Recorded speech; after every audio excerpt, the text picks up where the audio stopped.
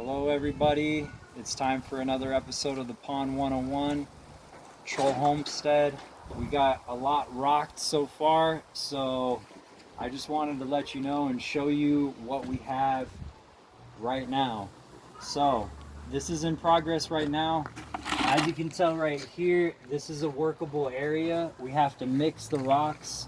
So we have some lava rock, we have some river rock, and then we have some of this marble stone that we have going on in between each one of these. So we're trying to get rid of that liner, trying to make it so where everything is going to be able to be filled with soil and you won't even be able to tell that liner is there. So I know my hat's ridiculous, but let's get going. So I am going to choose a rock that's going to look good in this area here. So we need to have two different rocks to create a little bit of contrast. So probably it's going to be this rock and this one here.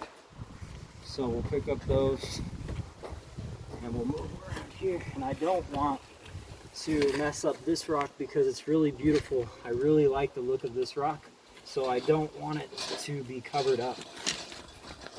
So I'm going to move this rock around until I figure out where I want it to be.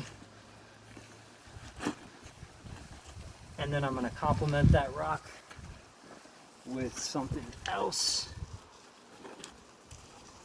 So I want that to turn a little bit and tuck this rock underneath it is the plan. So you can get some cement, stuff it up in that corner, and that will hold this other rock into place. So then we can start to build around the round rock. That's actually one of the hardest ones to get the concrete around because it doesn't have quite as much of rough area for that rock to adhere to the concrete. So you have to build up a nice little edge around the stone and really stuff it in there and have some points where you can add some concrete to be able to fill in the space to make sure that everything connects properly and that it won't just fall apart. So that's why I'm really stuffing this edge right here with a lot of concrete, because it's going to hold that other part of the rock from the top.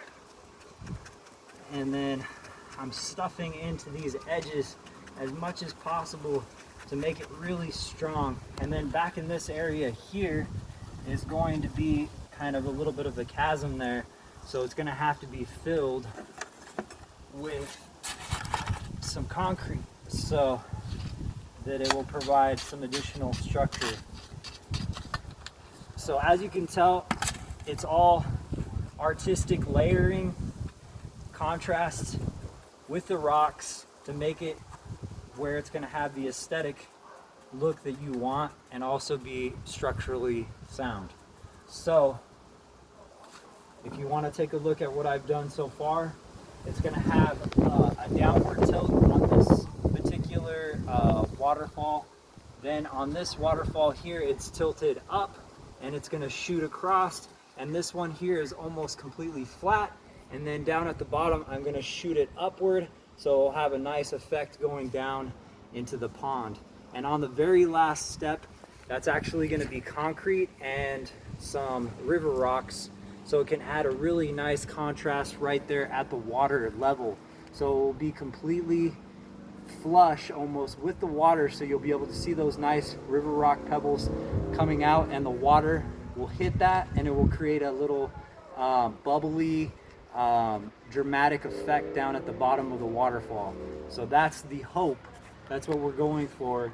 And then also, if you can see down at the bottom here, we have a indentation here, so the water will go through there and kind of make a dramatic effect right in this half moon place right here in the rock.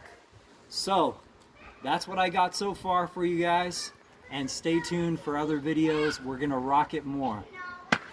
Have a